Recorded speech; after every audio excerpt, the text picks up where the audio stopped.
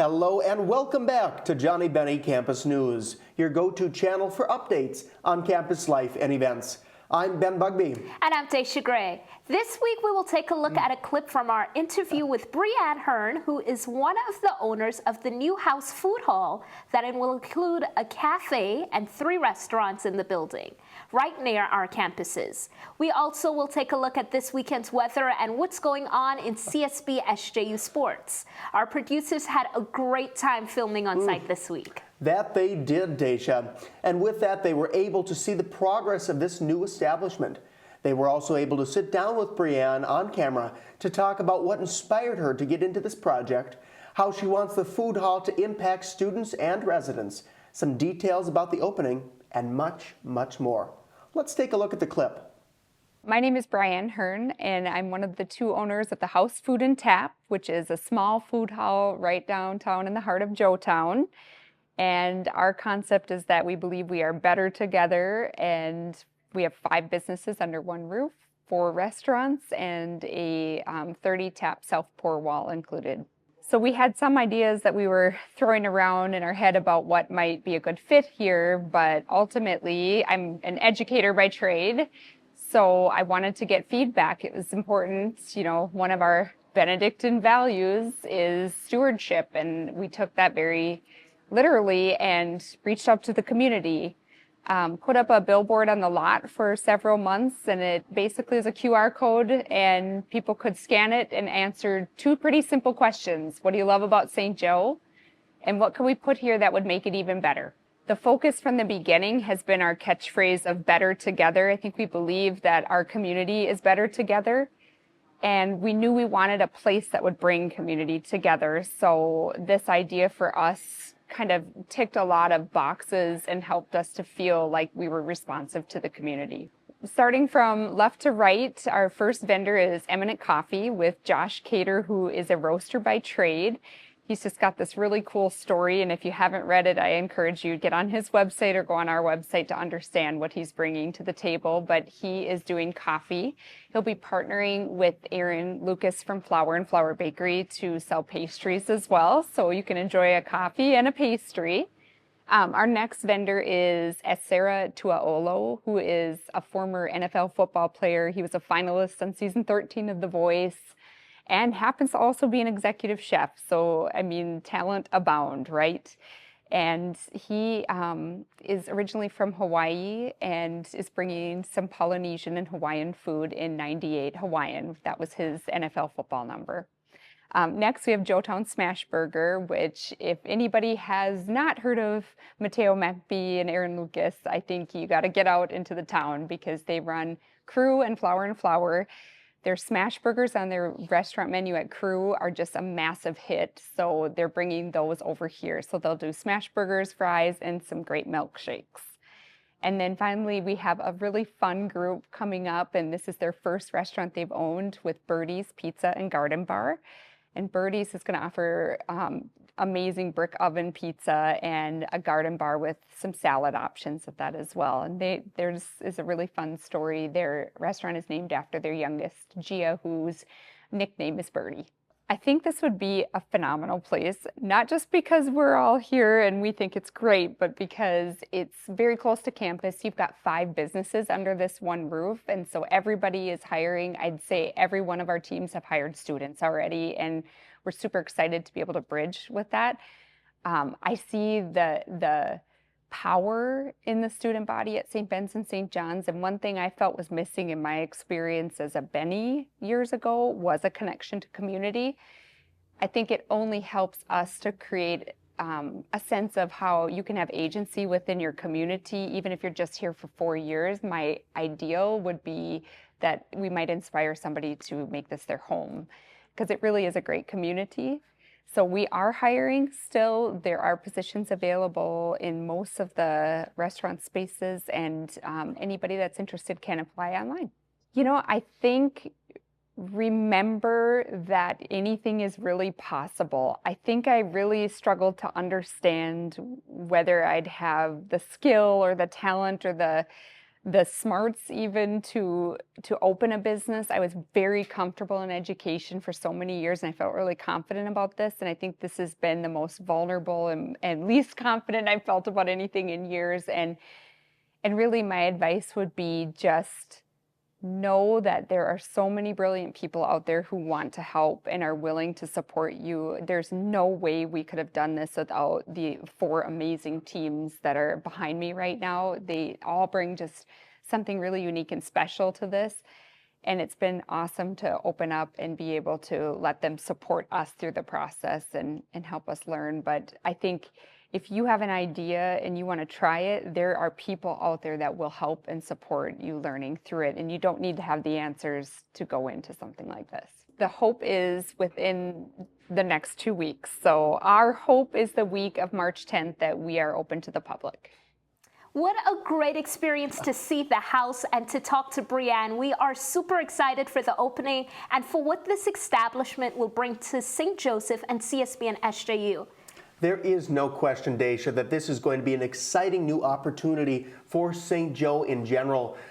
Personally, I'm excited for these smash burgers coming from Mateo from Crew. I have always been delighted with their food, and I'm excited to see how their branch out is going to work with their customer base that has come to appreciate the flavor that they bring to all of their food. I think it's going to be tremendous. I stand in agreement with that, Ben. Crew's food is really good, really good. I love how they were able to incorporate some of the businesses and business owners in St. Joseph into this project to bring us 4 different restaurants and an awesome space. If you are interested, which you should, in learning more about their story or the 4 different kitchens and kitchen owners, head over to thehousefoodandtap.com or check them out on Instagram at thehousefoodandtap.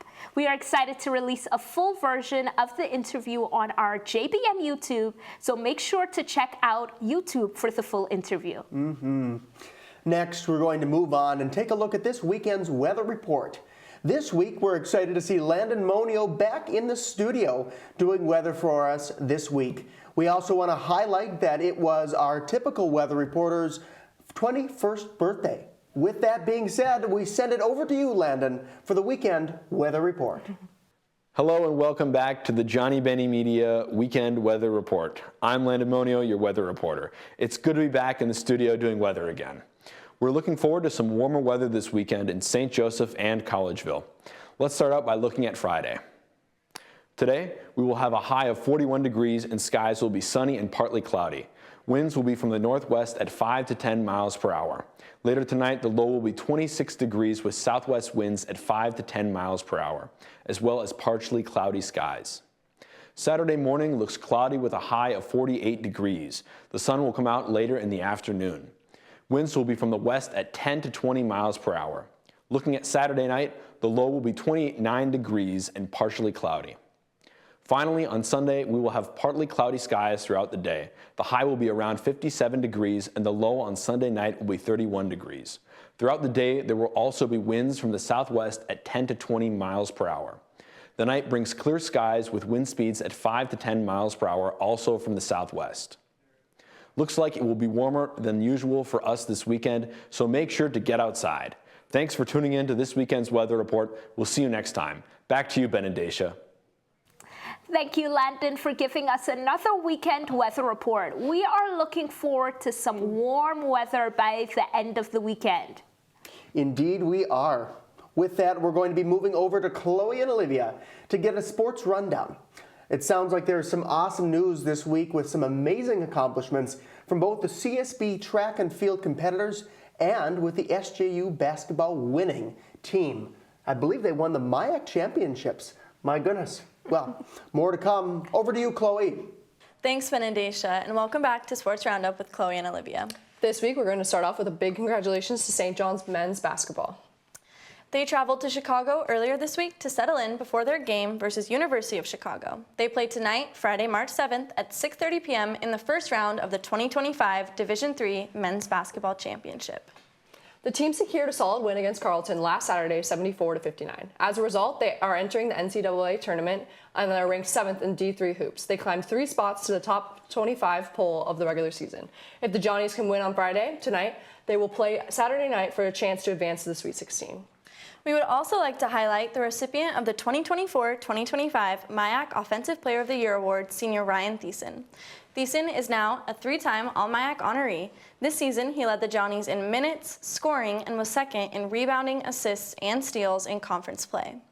During the 24-25 season, he started all 16 league games and climbed from 15th to 2nd on SJU's all-time scoring list with 1,656 career points.